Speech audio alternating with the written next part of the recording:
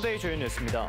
목포의 한 고등학교가 기말고사 재시험을 치러놓고 또다시 시험 결과를 폐기하면서 허술한 시험 관리로 논란이 일고 있습니다. 손혜원 전 의원이 목포시에 기증한 수십억 대의 나전칠기 작품들이 전시가 끝난 이후 갈 곳을 잃게 됐습니다. 보관시설 예산이 삭감됐습니다. 전국적으로 비가 이어지는 가운데 여전히 콘크리트 타설하는 아파트 건설 현장이 포착됐습니다. 안전 문제에 우려가 나옵니다. 순천의 한 아파트에서 지적장애 조카를 돌보던 70대 여성이 사망한 뒤 방치된 사건을 두고 위기가구 지원에 대책이 강구되고 있습니다. 여러분 안녕하십니까? 목포 MBC 뉴스투데이입니다. 오늘 첫 소식입니다. 목포의 한 사립고등학교에서 기말고사 재시험을 치러놓고 또다시 시험 결과를 폐기하는 황당한 일이 벌어졌습니다. 도교육청이 제동을 걸었기 때문인데 일부 학생과 학부모들은 재시험을 치른 이후부터 적절치 않았다고 주장하고 있습니다. 서희령 기자가 취재했습니다. 목포의 한 사립고등학교. 이 학교 1학년 학생 160여 명이 지난 8일 학교로부터 받은 문자입니다. 이틀 전 치른 기말고사 중 통합과학의 문제 출제 비율이 잘못됐다며 일부 분량만 재시험을 치르겠다는 내용이었습니다. 학교에서는 단답형 10점 분량을 객관식 3문제로 대체하는 재시험이 진행됐습니다. 그런데 오후가 되자 학교는 학생들에게 재시험은 또다시 폐기하고 대신 기존 시험 결과를 내신에 반영하겠다고 알려왔습니다. 되게 어이없고 학교 측에서 이렇게 하는 게 맞나 싶기도 했고요. 점수에 변동이 생기는 거니까. 민원을 통해 뒤늦게 상황을 확인한 도교육청이 재시험 시행 지침에 해당하지 않는 사례라며 제동을 걸었기 때문입니다. 보통은 이제 문항에 오류가 있을 경우에 어려운 결정이잖아요. 평가에 관련해서 이런 상황은 처음이었어요. 저도 당황스러운 상황이고요. 실제로 전체 시험 중 일부 분량만 재시험을 보게 되면서 일부 학생과 학부모들 사이에서는 형평성 논란이 제기됐던 상황. 받아들이는 입장에서 누군가 단답형에서 점수 안 나왔구나. 정말 말도 안 되는 건데 항의를 할 수도 없죠. 혹시나 내 아이한테 불이익이 갈까. 해당 학교 측은 절차상 실수였음을 인정하고 재시험 결과를 다시 폐기한 뒤 학부모들에게 사과문을 발송하겠다고 밝혔습니다. 저희가 그게 좀 아쉬운 부분이죠. 이제 사람 일을 하다 보면 그게 전부 다 체크가 돼가지고 이렇게 하면 제일 좋은데. 객관식과 단답형 등 문제 출제 비율이 기존에 안내했던 것과 달랐다며 일부 분량만 재시험을 치러놓고 또다시 번복한 고등학교. 허술한 시험 관리로 애꿎은 학생들만 피해를 입게 됐습니다. MBC 뉴스 서희령입니다. 손혜원 전 의원이 목포시에 기증한 수십억 원 규모의 나전칠기 작품이 보관 장소를 찾지 못해 표류할 위기에 놓였습니다. 기존 보관시설은 포화 상태인데 새 보관시설 조성 예산마저 목포시의회가 삭감했기 때문입니다. 박종호 기자가 취재했습니다. 나전칠기 특별전이 열리고 있는 목포 자연사 박물관입니다.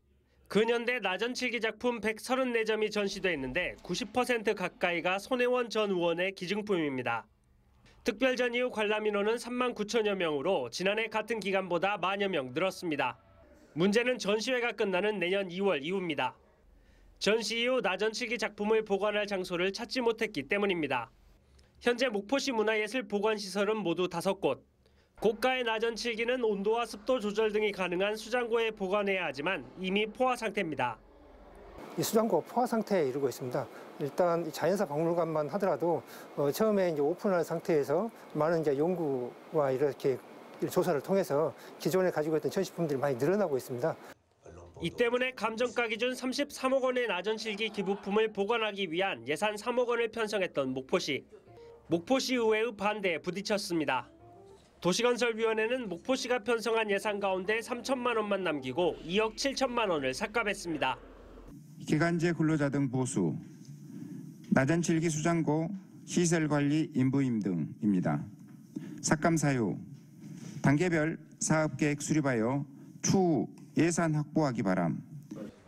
목포시의회의 예산결산위원회 절차가 남아있지만 목포시의회가 상임위 기조를 유지한다면 300여 점에 가까운 나전칠기 작품은 갈 곳 없이 표류할 수밖에 없는 상황입니다. MBC 뉴스 박종호입니다. 어제 오늘 전국적으로 비가 오고 있는데요. 이런 날씨에 콘크리트 타설을 하는 아파트 건설 현장이 있다는 제보가 들어왔습니다. 비나 눈이 올 때 콘크리트 타설을 할 경우 품질에 영향을 미칠 수 있습니다. 천홍희 기자입니다. 광주 남구의 한 아파트 공사 현장입니다. 부슬부슬 비가 오는 와중에도 공사가 한창입니다. 노동자들이 바쁘게 움직이는 한켠에는 레미콘 차량이 수시로 들어옵니다. 그런데 아파트 꼭대기에서 장비를 동원해 콘크리트를 쏟아붓고 있습니다. 비가 오는데도 콘크리트 타설 작업이 이루어지고 있는 겁니다. 오전 9시 30분부터 시작된 이 작업은 비가 많이 오면 작업을 중단했다 재개하기를 반복했습니다. 보시는 것처럼 비가 계속 내리면서 콘크리트 타설 작업도 중단됐습니다. 콘크리트 타설 과정에 빗물이 들어가면 강도가 약해질 수 있습니다. 물들이 결국은 경화가 된 과정에서 공국으로 비어있는 공간이 되는 거죠. 그래서 콘크리트 강도에 굉장히 취약하게 만드는 거예요. 아파트 공사 현장 관계자는 비가 온다고 해서 콘크리트 타설을 하지 말라는 법은 없다며 타설을 시작할 때는 비가 오지 않았다고 주장했습니다. 타설을 시작한 이후 비가 내리기 시작했는데 이 경우 시간당 4mm 이하의 적은 비가 내리면 콘크리트 타설을 할 수 있다는 내부 규정이 있다고 덧붙였습니다. 그러면서 빗물이 유입되지 않도록 타설을 한 콘크리트 위에 비닐 천막을 덮었기 때문에 문제가 안 된다는 입장입니다.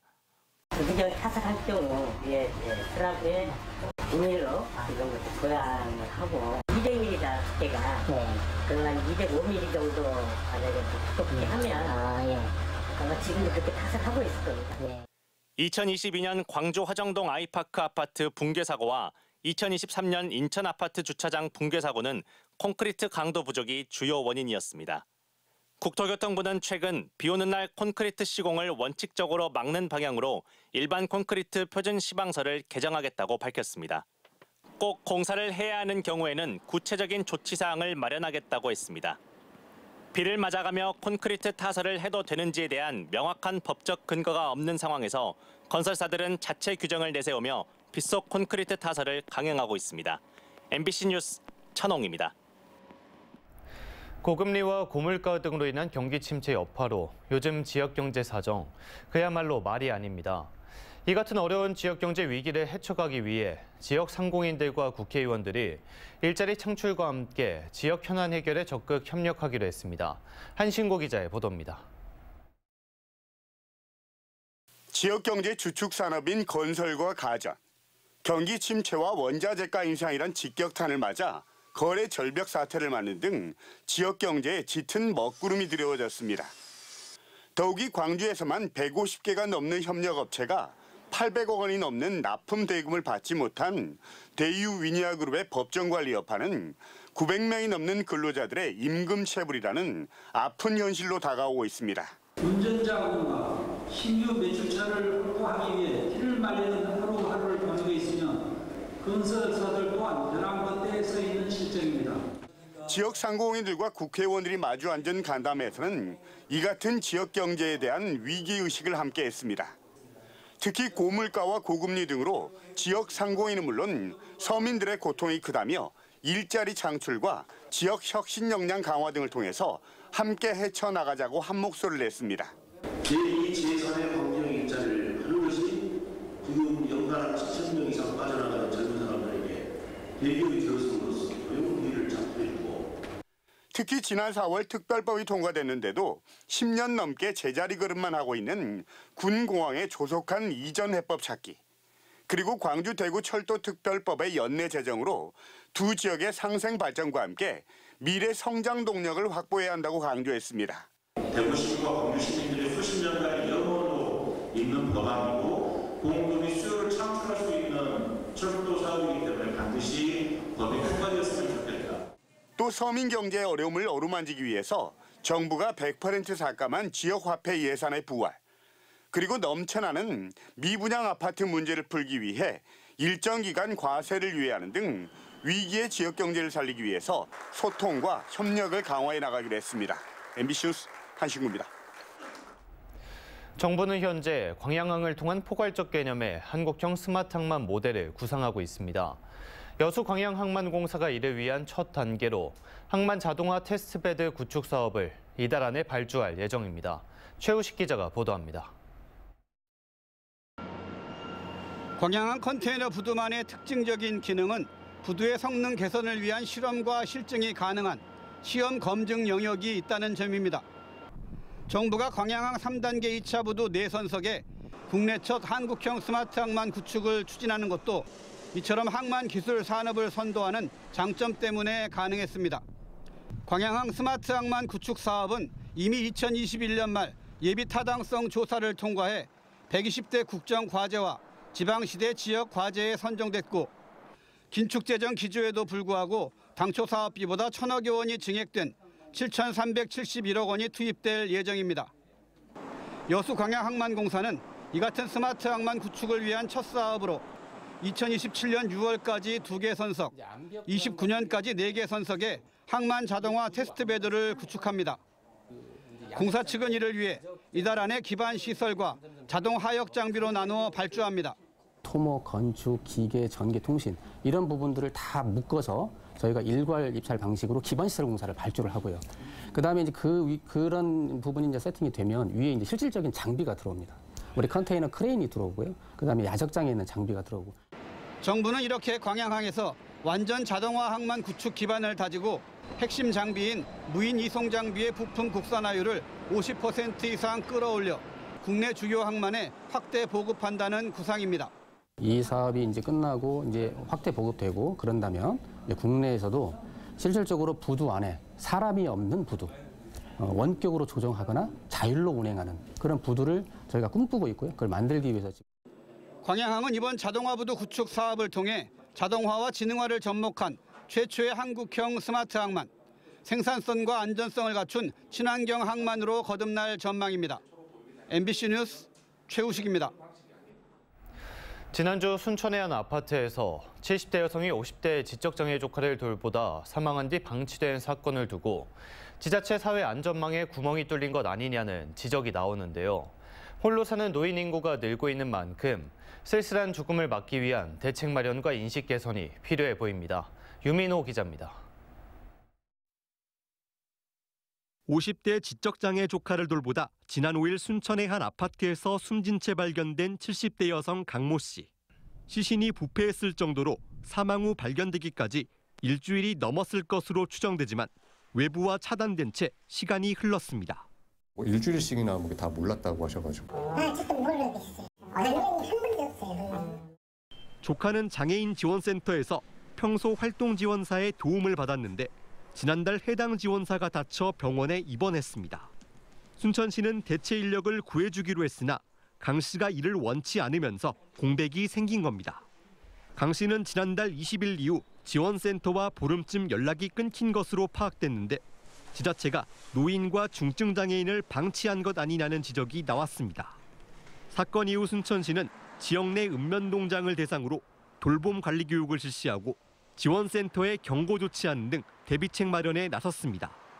앞으로 마을 이통장과 함께 위기가구를 적극적으로 발굴하고 돌봄 종사자의 보고 체계도 강화하겠다고 밝혔습니다. 이웃마저 모르는 쓸쓸한 죽음. 고령화의 1인 가구가 느는 추세에서 지자체 노력만으로 한계가 있는 만큼 시민의 인식 개선도 중요해졌습니다. 비록 가족과 함께 살지 않더라도 누군가 이 사람이 위기 상황에 있는지 여부를 서로 이렇게 품앗이를 할 수가 있는데 함께 사는 새로운 주거 문화를 저는 만드는 것이. 전문가들은 또 지역사회 구성원이 자발적으로 위기가구의 안부를 묻고 관계를 형성하는 분위기를 만드는데 정부와 지자체가 지원해야 한다고 조언했습니다. MBC 뉴스 유민호입니다. 전라남도가 고향사랑기부제 시행 1년여 만에 기부금 100억 원을 달성했습니다. 전라남도는 전국 최초로 전담 조직을 신설하고 22개 시군과 함께 고향사랑 응원 릴레이와 SNS 홍보, 이색 답례품 마련 등을 추진한 점이 성과를 낸 걸로 보고 있습니다. 또 연말까지 기부 실적 증대를 위해 세액공제 혜택과 행사를 통해 고향사랑기부제 홍보를 확대할 방침입니다. 다음은 희망 2024 나눔 캠페인에 함께해 주신 분들입니다.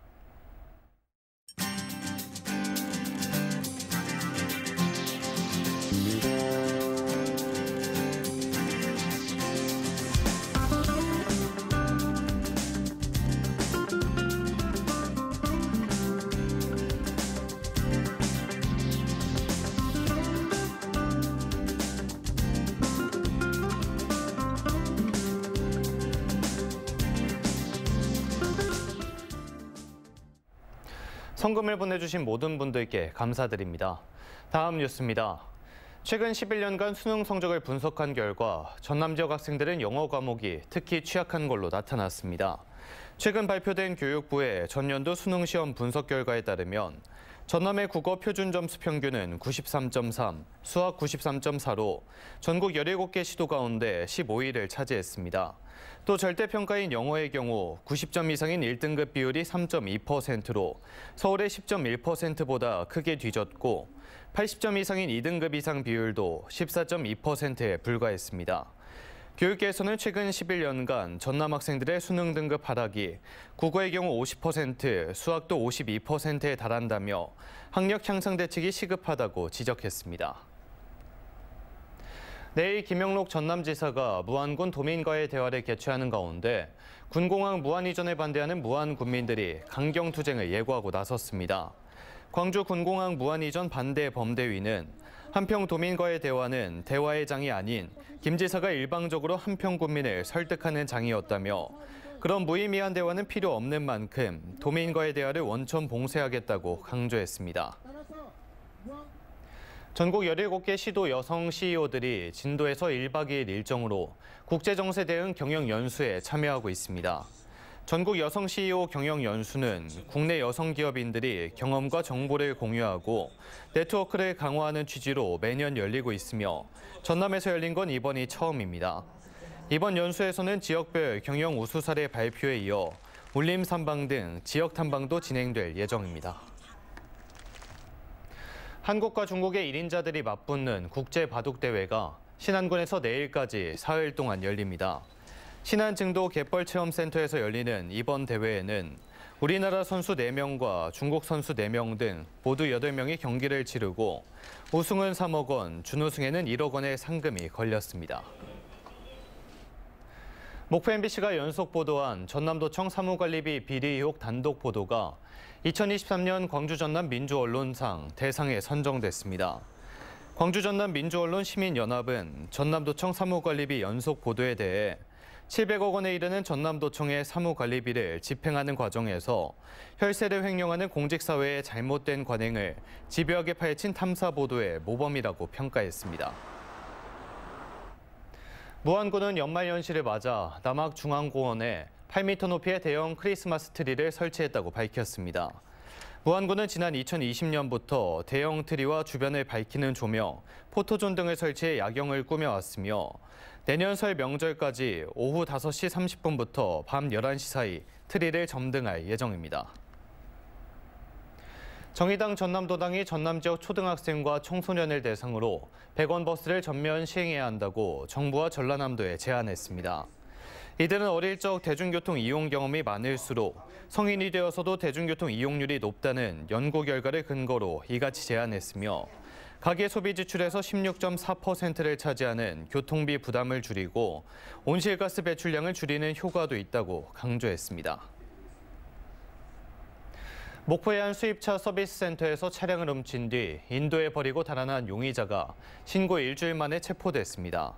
목포경찰서는 지난 6일 밤 목포시 용당동에서 지인의 사무실에 숨어있던 30대 남성을 체포해 구속했다고 밝히고 추가 절도 혐의가 있는지 조사하고 있습니다. 한편 해당 수입차 서비스 센터 측은 고객의 차량이 도난당한 지 엿새 동안 도난 사실조차 몰랐던 것으로 드러나 비난을 받았습니다.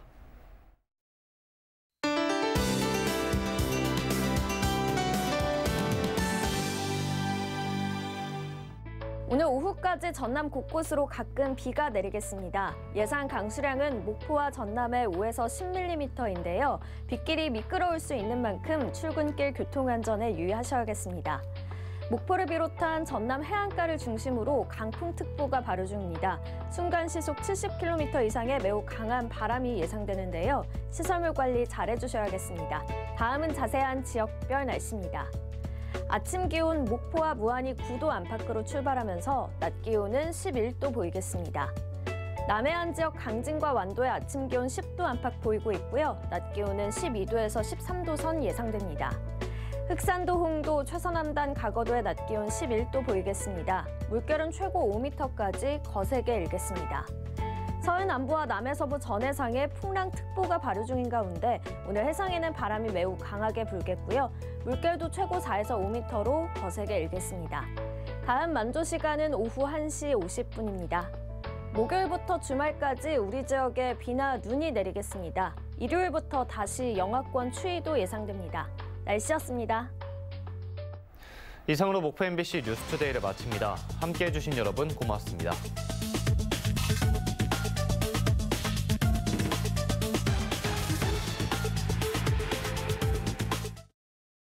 다이슨의 첫 물청소 헤드. 물기와 찌든 때를 닦아내고 닦아낸 오염물질을 회전할 때마다 분리해 깔끔하게 청소됩니다. 처음부터 끝까지 깨끗한 물로 깔끔한 마무리. 때가 쏙 비트. 새로 나온 비트 캡슐은 때를 쏙 빼지 않아요. 그럼 어떡해? 쏙 비트 캡슐 하나리면 때가 쏙 비트 캡슐. 목의 모든 증상은 참을성이 없으니까. 목의 곧바로 단도직입. 용각산 쿨. 목점막에 직접 작용해 다양한 증상을 해소합니다. 취향 존중. 용각산 쿨 신제품 출시. 왜 추운 겨울에 줄을 서요? 맛있는 우리 집 갈래요? 세상 모든 맛을 집에서. 가격까지 난리 날 홈플 대란. 메리 홈 플러스. 이리 오너라.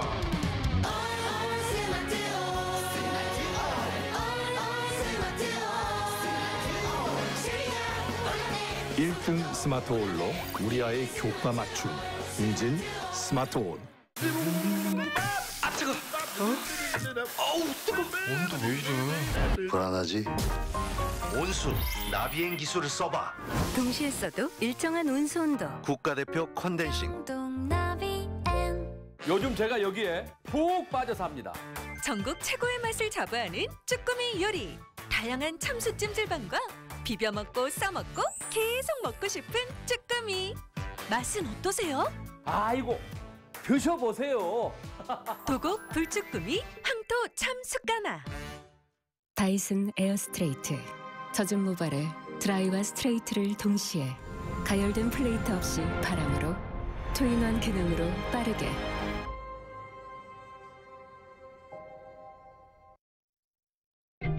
비렉스 안마베드. 안마의자의 강력한 힘을 누워서 더 강력하게. 지금까지의 안마를 혁신합니다. 안마베드에 주무름과 두드림을 더해 더 완벽하게. 마침내 혁신적 안마베드의 완성. 거의 비렉스. 이 놀라운 차이 직접 체험해보세요.